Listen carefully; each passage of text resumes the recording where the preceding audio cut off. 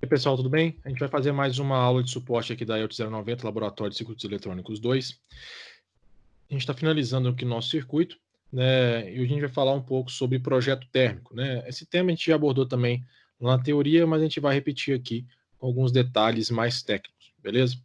Então, quando a gente fala de projeto térmico, o que a gente está tentando fazer é projetar um dissipador ou um sistema de refrigeração, pensando de uma forma mais genérica, que vai tentar tirar o calor gerado pelos componentes mais importantes do nosso circuito.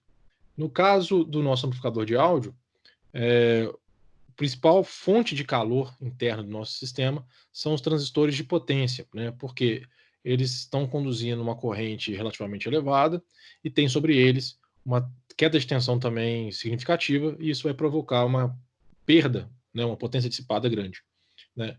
E como esses dispositivos não são projetados intrinsecamente para aguentar uma potência dissipada muito grande, né? Normalmente um TO 220 não aguenta mais do que 2 watts, eu preciso garantir que exista uma forma de eu tirar calor desse componente, né? E normalmente a gente faz isso via dissipadores, né? Então, o processo de projeto que a gente usa em engenharia eletrônica, na maioria das vezes, é muito simples. O que a gente faz basicamente é o seguinte: a gente sabe, né, que existe uma potência dissipada, né, em cada um dos transistores, então PD1 e PD2, né?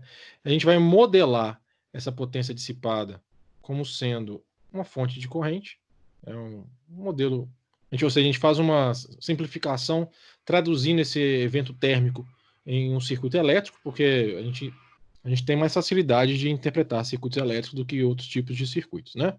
Então esse aqui seria o nosso PD1. Cada componente eletrônico tem no seu datasheet a informação de qual que é a resistência térmica entre a junção, ou seja, as junções PN mesmo lá do nosso dispositivo, para o case, né, que é um encapsulamento mesmo, a parte metálica que vai fazer o contato com o dissipador, né? Então, vou chamar aqui de resistência térmica junction case, R térmico JC, né? E eu vou colocar esse elemento em contato com alguma coisa, né? Os datasheets normalmente trazem também a resistência térmica do case para o ar, mas essa informação não é muito útil para a gente, porque é uma resistência muito grande, né? Então o que a gente vai fazer é colocar esse cara num dissipador, né? Então eu estou imaginando que eu estou fazendo o seguinte, né? Eu peguei o meu transistor, pensando no TO220, ele tem uma chapinha metálica aqui, que é o case, que é o que nos interessa, e eu vou colocar um dissipador aqui, né?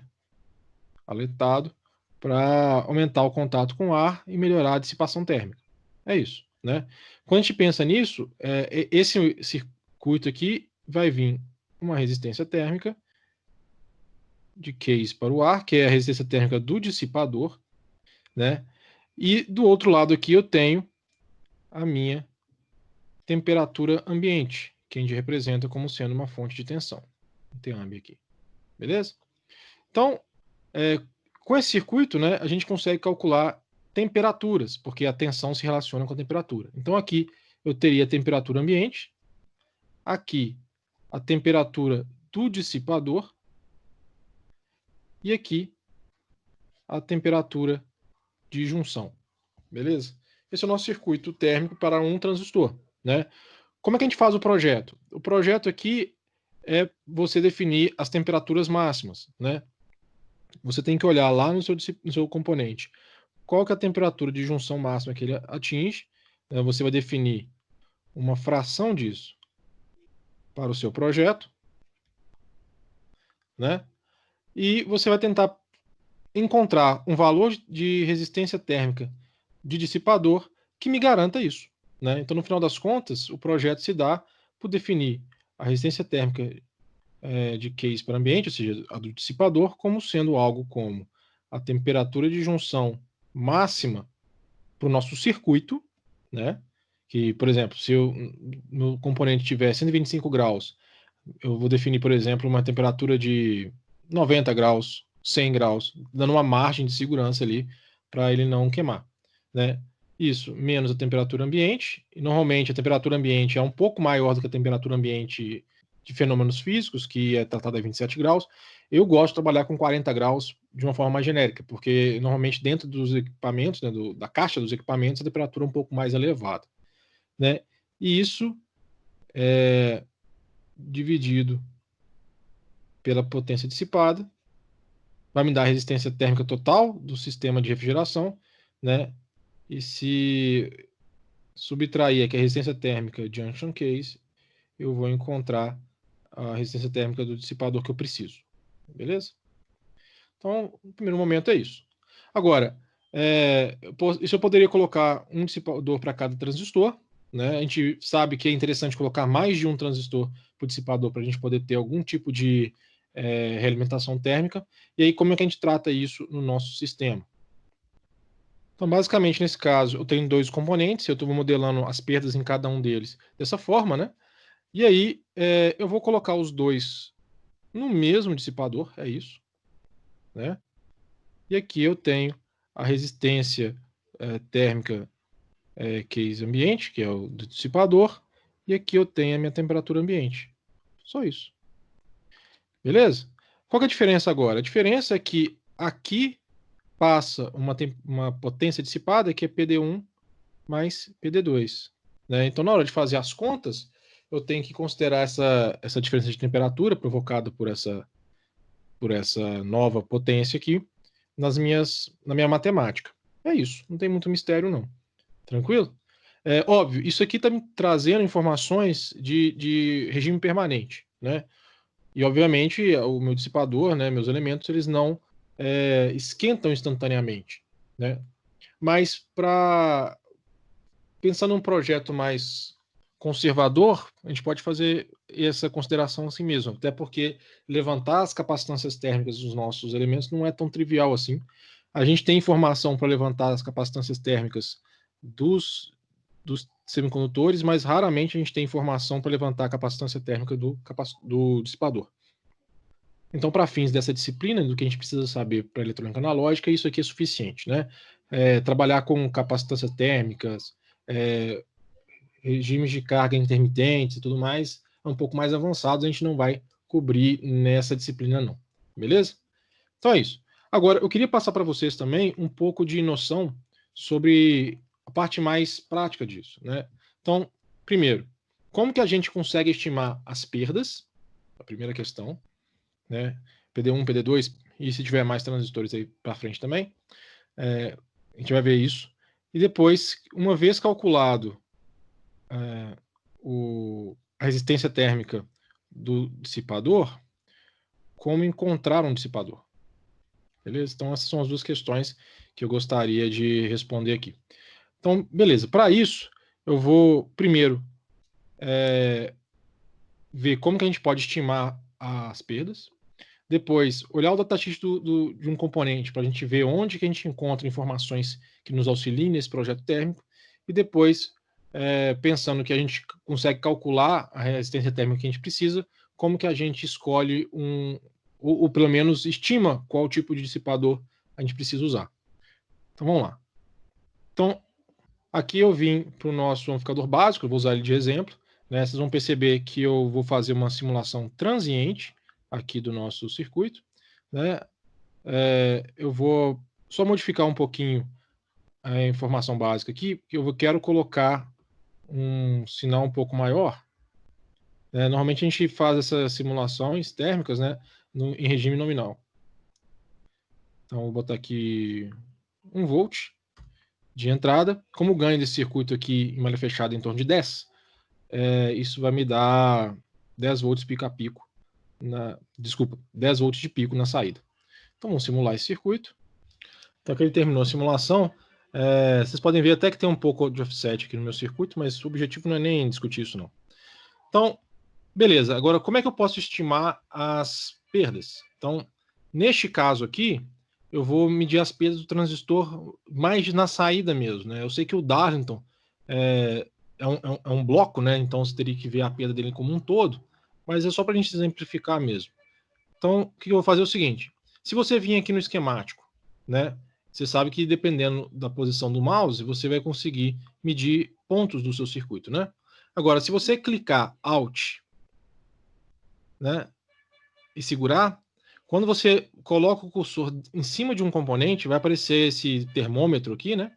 E ele basicamente vai medir para você a potência instantânea. Então, se eu clicar aqui, vocês vão ver que vai aparecer uma matemática aqui, e o eixo está em watts, porque é a potência instantânea dissipada naquele componente, que é o que eu quero. Então, eu vou pegar o Q3, que é o transistor de potência positiva, e o Q6 aqui, beleza? As formas de onda não importam muito, mas estão aqui, são curvas de potência instantânea, beleza?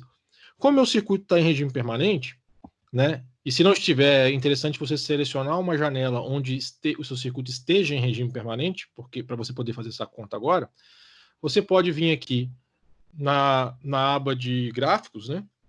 Clicar Ctrl, segurar Ctrl, na verdade, e clicar sobre o label da variável que você quer analisar, né? Quando você faz isso, vai aparecer essa janela com algumas informações.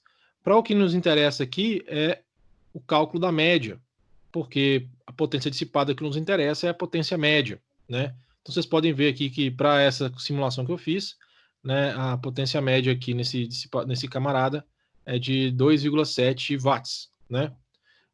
Já para o outro transistor, né? Se eu fizer a mesma coisa, segurar Ctrl e clicar sobre o nome do label, eu vou encontrar uma potência média de 2,9 watts, né? A diferença basicamente se dá neste exemplo por causa do offset, né? Então é isso. Então quer dizer que eu teria 2,7 watts para um transistor, 2,9 watts para outro transistor, né? Eu vou jogar isso naquele meu modelo, e para continuar a conta, né, eu preciso agora entender qual que é a temperatura de junção máxima dos meus dispositivos e qual é a resistência térmica de junção para a caixa de cada um dos transistores. Para isso que eu vou fazer, eu vou vir aqui no datasheet, eu já separei aqui o datasheet do tipo 122, né, e do 127, no caso aqui é um datasheet da Onsemi, não precisa ser dele.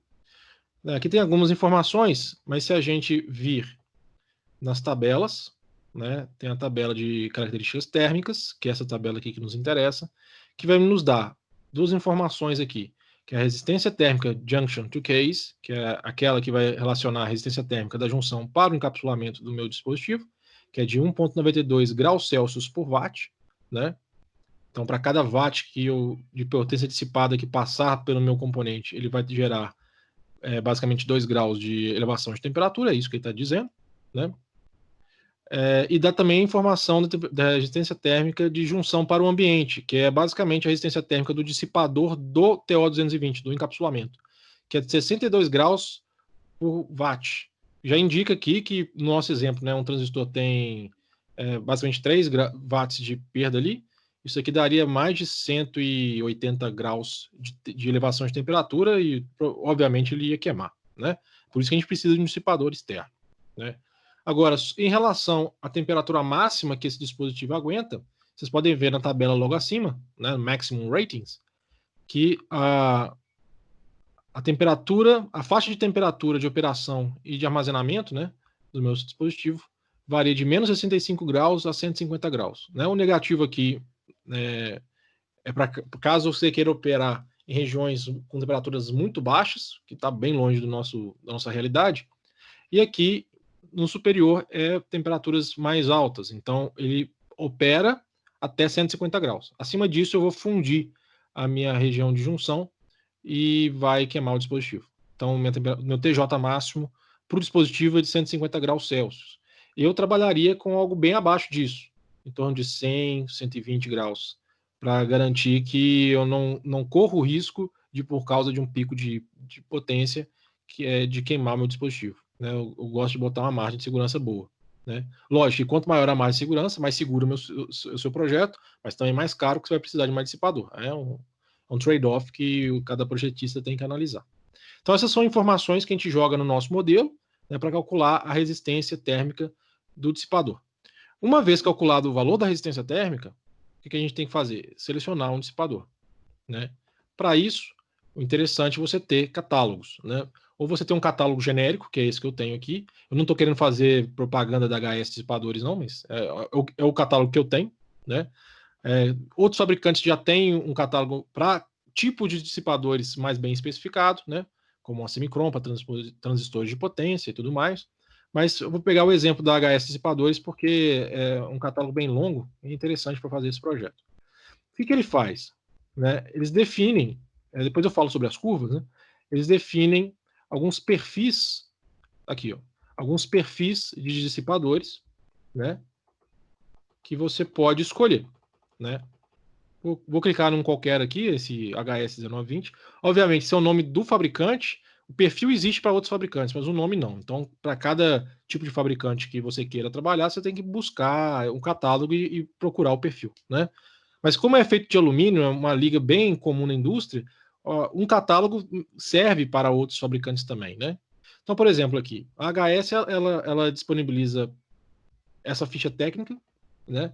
Então, ela tem um perfil, que dá todos os dados desse perfil. Basicamente, ela diz o seguinte, que as figuras de mérito que ela apresenta aqui para cada um desses perfis foi medida para um dissipador que tenha aí esse perfil e seja estrudado, ou seja, tenha um comprimento de 4 polegadas, que é em torno de 10 centímetros.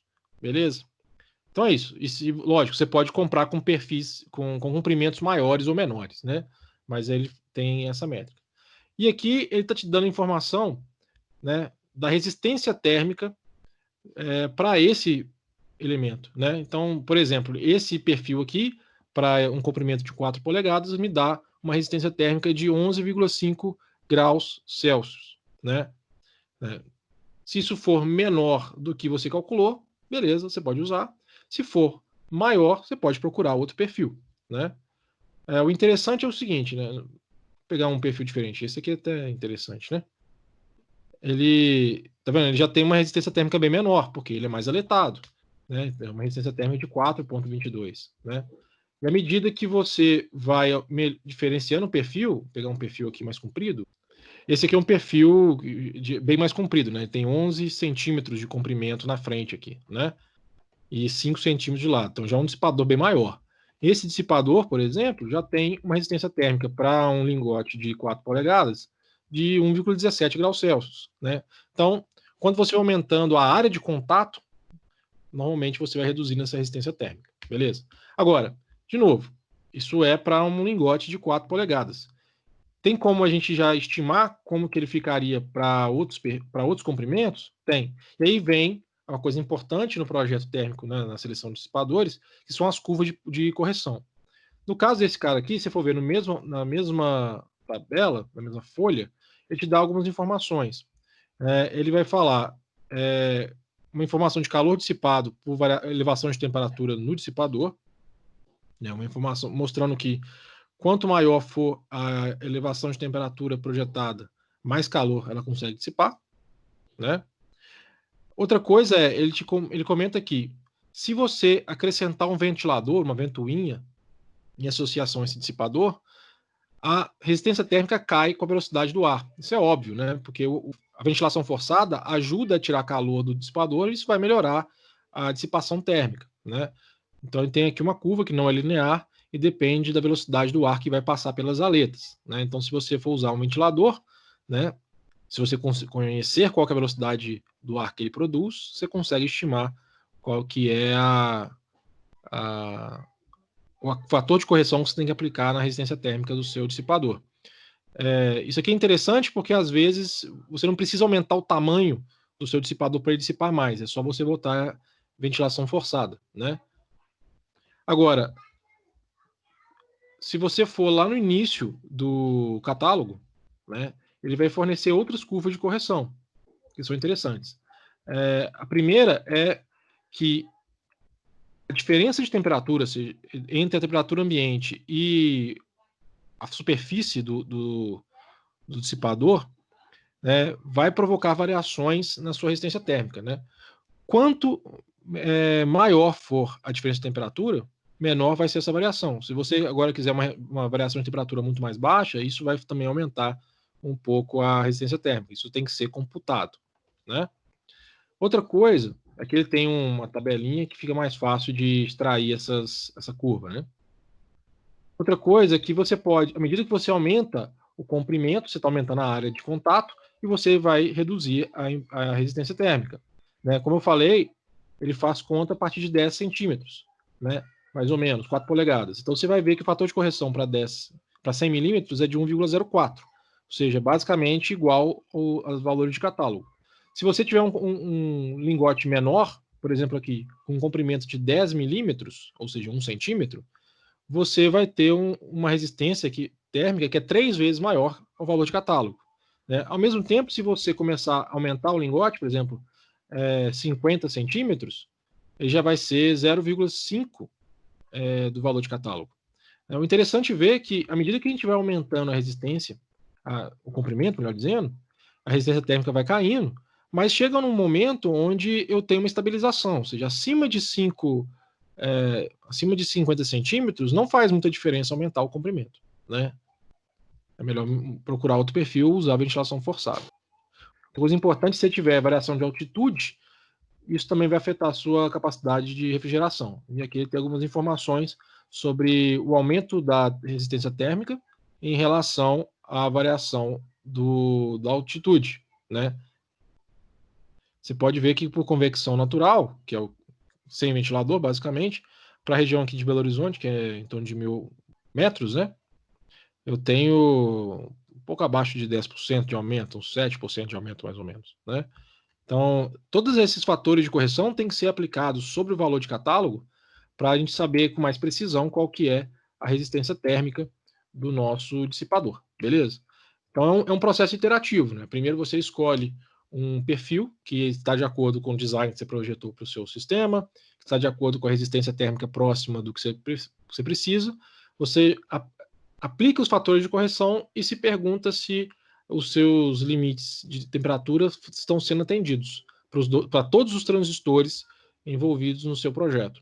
Se sim, aquele dissipador é o que você precisa, se não, você pode procurar outro dissipador ou tentar trabalhar com esses fatores de correção, ou acrescentar ventilação forçada, ou mexer no comprimento e assim por diante. Beleza? Então, sobre o projeto térmico, era isso que eu tinha para falar. Espero que tenha sido claro para vocês. Caso tenha alguma dúvida, vocês podem interagir comigo e com os outros professores. Um grande abraço, até a próxima aula.